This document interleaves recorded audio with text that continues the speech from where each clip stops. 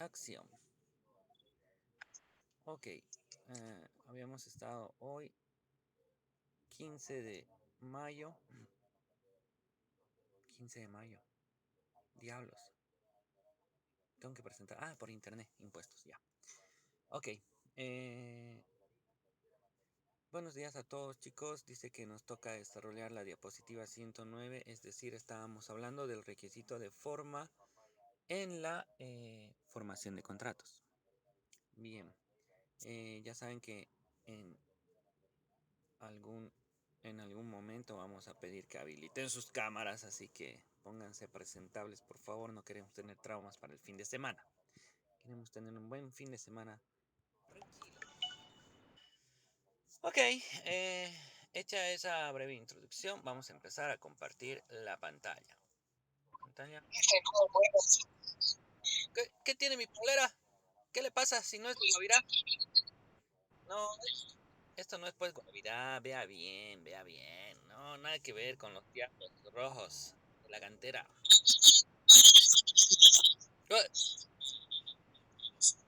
Eh,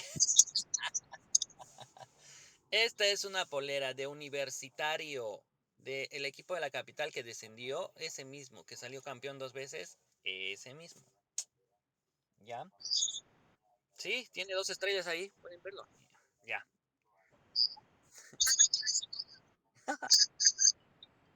Los otros tienen pues más, porque apenas subió. Ya. A ver, a ver, a ver.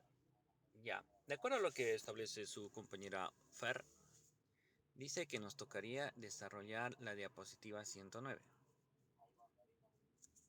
¿Todos ven mi pantalla? Ok. Bien, estábamos hablando, como les decía, del requisito de forma en la formación de los contratos. Es el último requisito. Ya, ahí se escucha menos. Ya, estamos hablando del último requisito en la formación de los contratos. Y hemos visto que los anteriores son el consentimiento, el objeto, la causa y este sería el último, la forma. Cuando hablamos del consentimiento, no se olviden que tiene que ver mucho el tema de la capacidad para que tu consentimiento sea válido. Cuando hablamos de la forma, dice siempre y cuando sea legalmente exigible. ¿Qué quiere decir eso? Siempre y cuando la ley te exija que tú cumplas con ese requisito de forma para la legitimidad del contrato, ¿no? Hay otro requisito de forma que hemos desarrollado, ¿no es cierto? Hablando del ad probationem, que solamente se lo realiza con fines de probar la existencia del negocio jurídico. Y el otro que es ad solemnitatum, tiene que ver con de que la ley sí o sí te lo exige para que el contrato sea válido. Ok. En una anterior clase hemos desarrollado más o menos los diagramas de un documento privado y un documento público.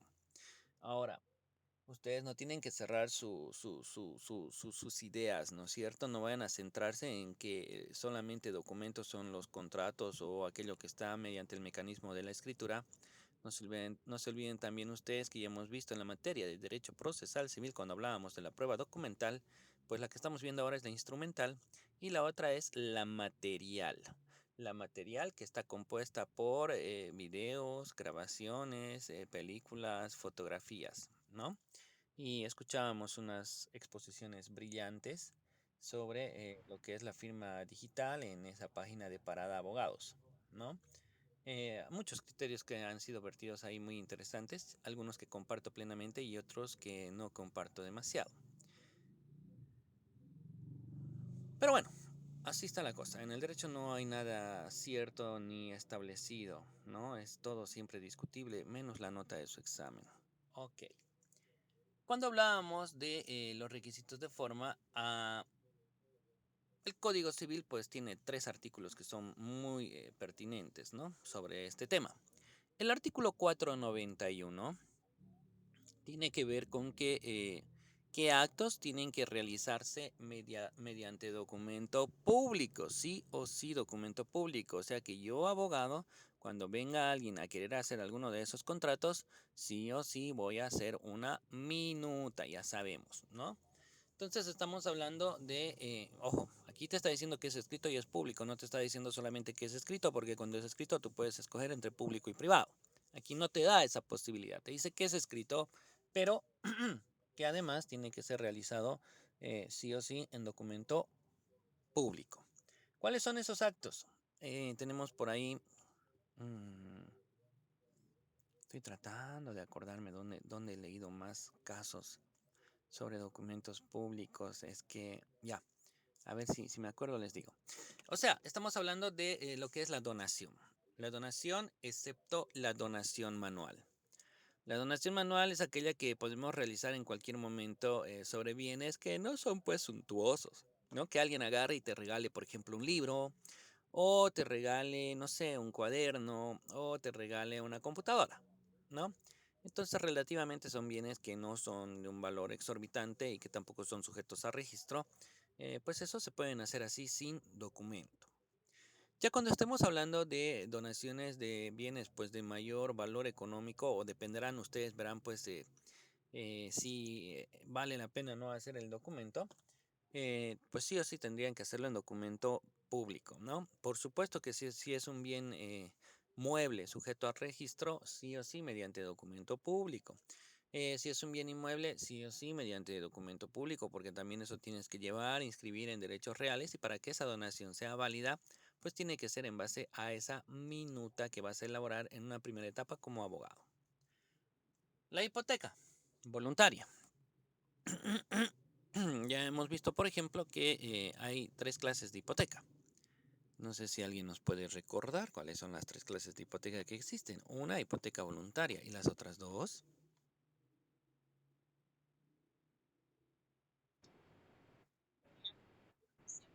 Muy bien.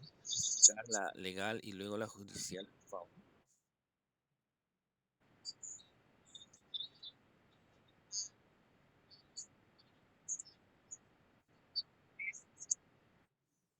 Ya, o sea, está bien, está relacionando de forma excelente los términos y las palabras, pero ¿puedes dar ejemplos un poco más amplios?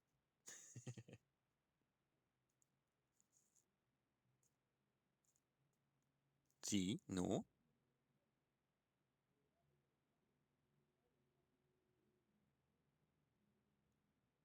se fue, desapareció, se cortó la señal. Alguien hable, por favor, creo que estoy solo.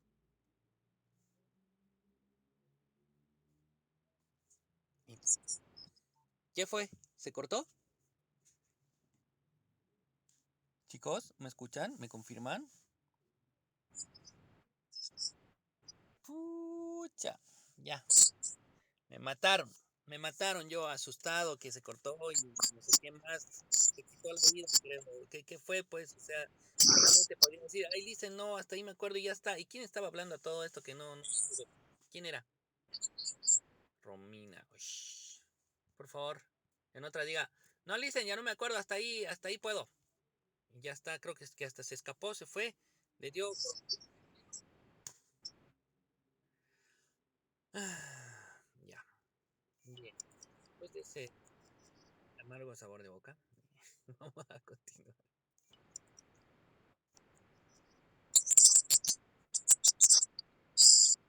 Me asusté, pues, me asusté y todo el mundo se calla, más no dicen nada y ¿qué habrá pasado? Ya, ahora sí. Bueno, decir, digamos, parece que otra cosa no ha calentado todavía. Ya, me refiero a sus cerebros por si acaso, no sean mal pensados. Ya. Decía, ¿qué decía? Ah, ya, decía. Hablando de las clases de donación, hay pues la donación, como muy bien dijo su compañera, la donación legal. La donación legal, como dijo también muy bien ella, es aquella que está establecida por imperio de la ley. Lo que le faltaba era colocar ahí un ejemplo, ¿no? Por ejemplo, si yo debo asistencia familiar, pues, y no pago, la norma establece que pues todos mis bienes van a ser hipotecados y vendidos en venta judicial. ¿Por qué? Por imperio de la ley. Esa es una hipoteca legal. ¿Qué es una hipoteca judicial? Bueno, la hipoteca judicial es producto de la realización de un proceso judicial donde no estaba en discusión el bien. De repente estaba en discusión otra obligación que no has cumplido, pero como ustedes muy bien saben, la responsabilidad civil es de carácter objetiva, por lo tanto patrimonial, por supuesto que pueden caer sobre tus bienes muebles e inmuebles, ¿no? Si se dispone esto en fase de ejecución de sentencia, pues no queda más que el bien se vaya a uno, a hipotecar y otro a rematar. Es que a veces no se pone el nombre siempre de hipoteca, sino que va como un embargo preventivo y en ejecución de sentencia pues se dispone la venta. Eso es una hipoteca judicial. Les recomiendo, hay una página de Facebook, creo que es Gaceta de Derecho. Hay un panfleto que está circulando en mi Facebook, lo voy a hacer circular también en las redes sociales. Les recomiendo que le den me gusta a esa página de Facebook. Se están dando igual conferencias gratuitas, creo que con buen nivel. Y hay una conferencia sobre que realiza el doctor Goitia, mi homólogo de la ciudad de Oruro, sobre los procesos de ejecución.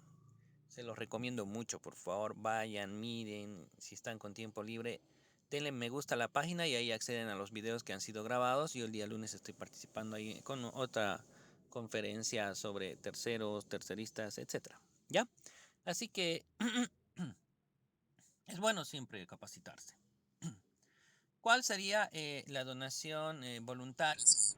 O no tiene por qué. La donación voluntaria sería, pues, perdón, la hipoteca voluntaria es aquella que se realiza de forma convencional, ¿no?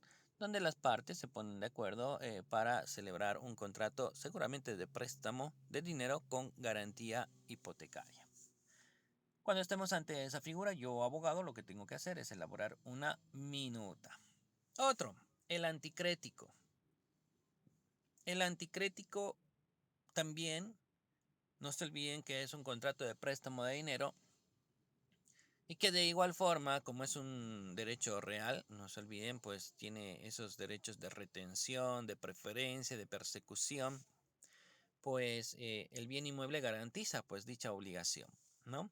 O sea que prácticamente es como un préstamo de dinero con garantía hipotecaria, con la diferencia que tú vives en esa casa que está hipotecada en tu favor, ¿no? Pero se llama anticrético. La subrogación consentida por el deudor, eh, lo hemos visto en Civil 3, es una de las formas de reemplazar al deudor. Perdón, al acreedor, el deudor sigue siendo el deudor, solamente que viene otra persona y paga la deuda por él, subrogándose para sí los derechos de coerción o de constreñir pues al pago y al cumplimiento de dicha obligación.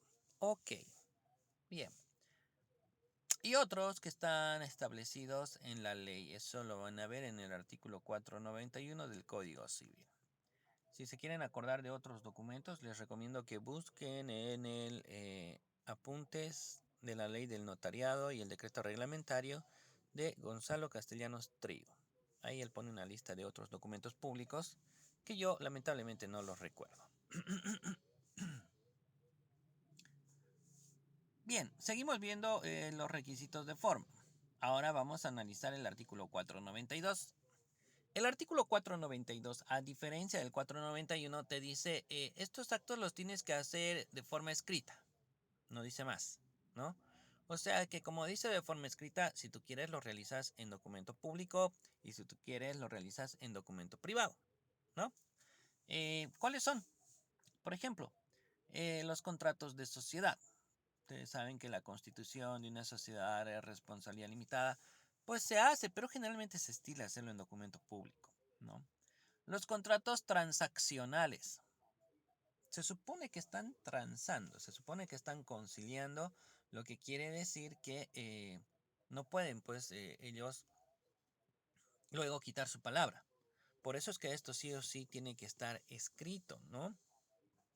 El contrato transaccional tiene algunas connotaciones muy interesantes, alguna vez creo que las hemos conversado. Decíamos, por ejemplo, que es un contrato que no es precisamente un contrato conmutativo, ¿no? No es un contrato sinalagmático, sino que en realidad es un contrato donde hay una gran desproporción entre las prestaciones establecidas y que aún así no puede ser atacado con rescisión por lesión en el precio, ¿no? En la prestación, a raíz de que viene pues como resultado de un antecedente eh, distinto, ¿no? Poníamos el ejemplo, no me acuerdo pues si les di el ejemplo, pero por si acaso les doy el ejemplo. Digamos que va caminando por ahí una hermosa señorita de buena presencia y yo agarro, ¡pum! Le doy una nalgada con mi mano, ¿no? Al estilo de Percy Fernández. Bueno, se supone que eso es pues un tipo penal, ¿no? Se llama abuso deshonesto, o creo que ya es abuso sexual. Ha cambiado, creo, la tipificación de dicho hecho ilícito, ¿no? Entonces, claro, obviamente la persona afectada está en todo su derecho de iniciar un proceso penal. Eso me puede perjudicar a mí grandemente, toda vez que supongo que tengo aspiraciones de llegar al órgano judicial, ser vocal, ministro, magistrado, qué sé yo. Entonces, eso no es muy favorable para mi futuro académico que vengo proyectando. ¿Qué voy a hacer con la tipita? Voy a transar, ¿no? Seguramente, ¿cómo vamos a transar? Dinero, no hay otra forma, ¿no? Va a ser con dinero, donde ella me va a decir seguramente, muy bien, transemos, yo voy a retirar el proceso, me dice ella, si usted me da $8,000. Aprovechando, ¿no? Pero, ¿qué voy a hacer? Yo tengo la culpa, estoy en esa situación y necesito, pero no tengo el dinero. Entonces yo le digo, mire, hagamos algo, señorita, si le parece, por favor. Yo le venderé mi vehículo vale $14,000. Pero yo se lo voy a dar mi vehículo por los 8,000 que usted dice, pero págueme $2,000 por la venta, ¿no? Págueme $2,000 y se queda con mi vehículo de 14,000. Y desiste de la acción penal y firmamos el documento transaccional, porque eso no va a ir pues en la minuta, imagínense la minuta de transferencia del vehículo, que salga que yo soy un metemano y demás, no, no, pues hay que hacer un contrato separado donde se establece por qué se está vendiendo en ese monto, ¿no? De todas formas, fíjense, yo puedo, quién sabe, pierdo la vida a los 2 o 3 días, mi esposa o hijos, descendientes, causavientes, ven que yo he regalado el auto en $2,000 y van a intentar hacer un proceso para atacar de lesión, rescisión por lesión en el precio, ¿no? Es importante por eso la elaboración del contradocumento para que la otra persona pueda demostrar por qué se ha establecido ese monto. Y una vez que se demuestre eso, como es un contrato transaccional, obviamente pues que no va a haber reciprocidad en las prestaciones dadas en dicho documento. ¿Se entiende? Oh, qué bueno saber que están ahí escuchándome. Bien, por eso es que se establece que los contratos transaccionales, para que las personas no digan, ya, está bien, tenemos un acuerdo, y luego digan, nada, señor, no hay acuerdo, la ley te exige que este tipo de documentos sí o sí esté escrito, ¿no? Escrito. No importa, en documento público o en documento privado. Los contratos de construcción de derechos de superficie y a construir. Si recordarán sus lecciones de Civil 2, hay un capítulo correspondiente a la construcción sobre terreno ajeno. Que si hay buena fe en construir en un terreno ajeno o lo haces de mala fe o si solamente has traspasado parte de los límites de su terreno con el tuyo en tu construcción. Bueno, para lograr desvirtuar cualquier mala fe o aprovechamiento que hayas tú querido sacar, si es que vas a construir en el terreno de otra persona, pues necesitas contar con una autorización escrita, o sea, la celebración de un contrato, ¿no? Con eso vas a poder demostrar que el acto jurídico existió y que si has realizado alguna construcción es en base a ese documento. Y otros actos establecidos en la ley, ahí tenemos un ejemplo, el artículo 4, no es el 492.6, no sé cuánto es. Sería, por ejemplo, la compra-venta de herencia. La compra-venta de herencia está en el Código Civil, no puedo buscarla ahora en mi computadora, no estoy a la mano. Pero ese documento, ese contrato establece que tiene que ser sí o sí realizado de forma escrita y como dice eso, pues tienes la posibilidad de que esto sea efectivizado mediante un documento público o mediante un documento privado.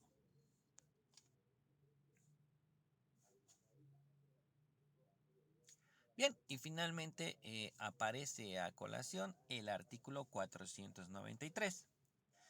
Ese artículo establece la posibilidad de que las partes de común acuerdo se establezcan un requisito de forma para la elaboración de algún contrato, ¿no? Algún contrato. Eso quiere decir, las partes de mutuo acuerdo se ponen de acuerdo en elaborar un futuro contrato de forma... Ok, cambio de red, un segundo. Me tienen que esperar, pero sí tarda un poco y no estoy pudiendo salir y se me están pasando las diapositivas. Ya sé. Esperen.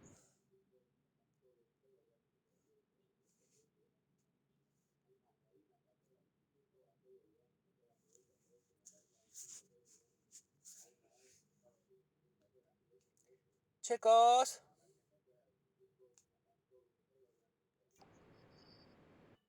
¿Aló? ¿Me escuchan? Ahora sí. Ok.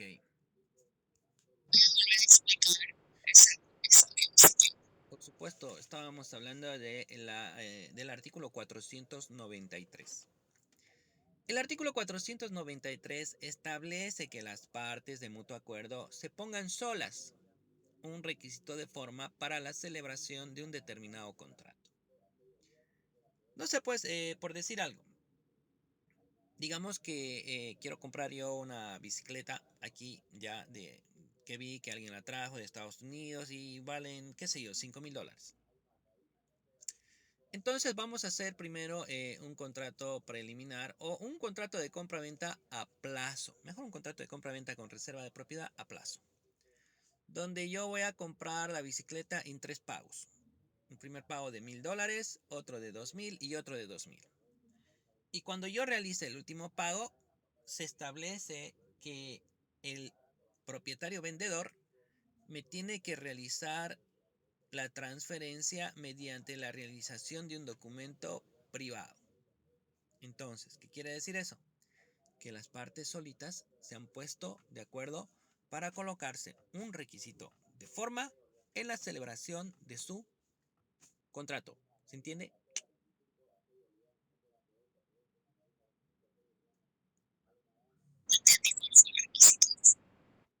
¿Cómo que no lo entendió? El requisito de forma era que cuando yo realice el último pago, sí o sí, él me haga un documento escrito sobre la venta definitiva de la bicicleta, ¿no? Es que esto es como cuando tú vas a la tienda, si tú quieres ver una bici, sí, aquí hay una 2,500, tía, tome, tú le pagas y te llevas la bici, ¿no? Eso es un contrato sin formalidad, es verbal. Pero como esta bici vale $5,000 y además no estoy pagando yo al contado, voy a hacer primero un contrato de compra-venta con reserva de propiedad, donde voy a pagar 1,000, luego 2,000 y luego otros 2,000. Y en ese contrato preliminar, si ustedes quieren llamarlo, voy a colocar que en el último pago él tiene la obligación de extenderme un documento privado por dicha compra-venta, o sea, realizar el documento de la venta definitiva, pero que no sea verbal, sino que sea escrito, ¿no? Entonces las partes se han puesto solitas en ese contrato previo el requisito de forma para la firma del contrato posterior. Y no sé si me entienden. ¿Sí? ¿Todos? Qué bueno. Me alegro mucho. Qué satisfacción. Claro, pues las partes, esto depende lo que las partes soliciten y depende la habilidad y gracia de tu abogado. Porque yo, por ejemplo, si fuera el abogado en la celebración de ese contrato y mi cliente es el que está comprando la bici, pues le diría, pongamos arras. ¿Qué tal si, bueno, hay que consultarlo a ambos, ¿no? Si quieren colocar arras al contrato o no, o si quieren una cláusula penal o en caso de resolución también unilateral. Obviamente que los pagos van a estar pues con fechas programadas, ¿no? Porque si no estableces una fecha programada, pues es una obligación que queda ahí en suspenso y no vas a poder exigirla porque el término jamás se va a cumplir. Entonces tú tienes como abogado pues que poner las cláusulas adecuadas para presionar a ambas partes o solamente a una de ellas, porque no te olvides que uno de ellos es el que te está contratando y obviamente tú tienes pues que favorecer simplemente al cliente que te está contratando.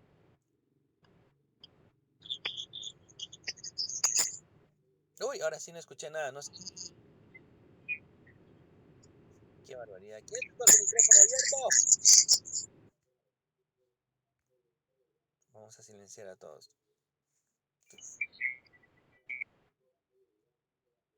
Ya. Pregunto. Bien. Ok. Volvemos. Ah, ya. Qué raro porque ya cambié de, de proveedor. Ya. Volvemos a la diapositiva.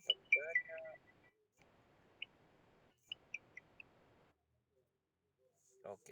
mm, Ay, curiosa la gente. Todo, ven, sale mi pantalla, lo que pueden revisar. Ay, que tiene todo que...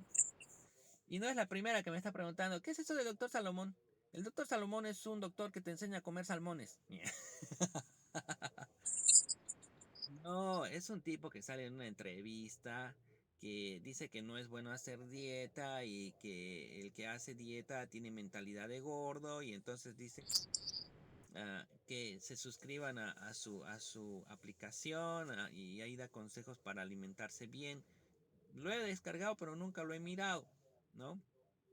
Pero bueno, ahí se quedó junto con el TikTok, que a veces entro a ver uno que otro video, pero yo no tengo TikTok porque no sé grabar esos TikTok. Y además me divierte mucho cuando veo a mis alumnos haciendo sus TikTok. Son algunos bien creativos. Bien. No. ¿Y sabe dónde es donde más veo? En los estados de Facebook. Ah, sí, la única que veo que baila me gusta es la Graciela Novals. La Novals. ¿Cómo es esa? Cuente. Ya, ya, chismoso.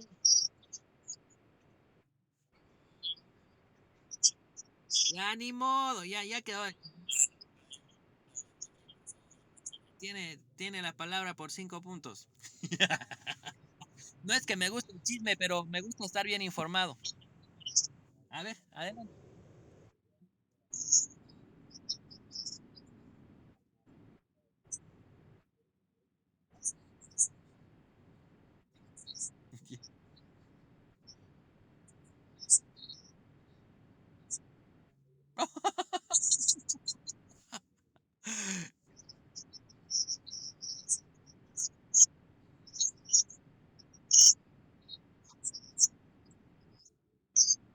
Eso lo...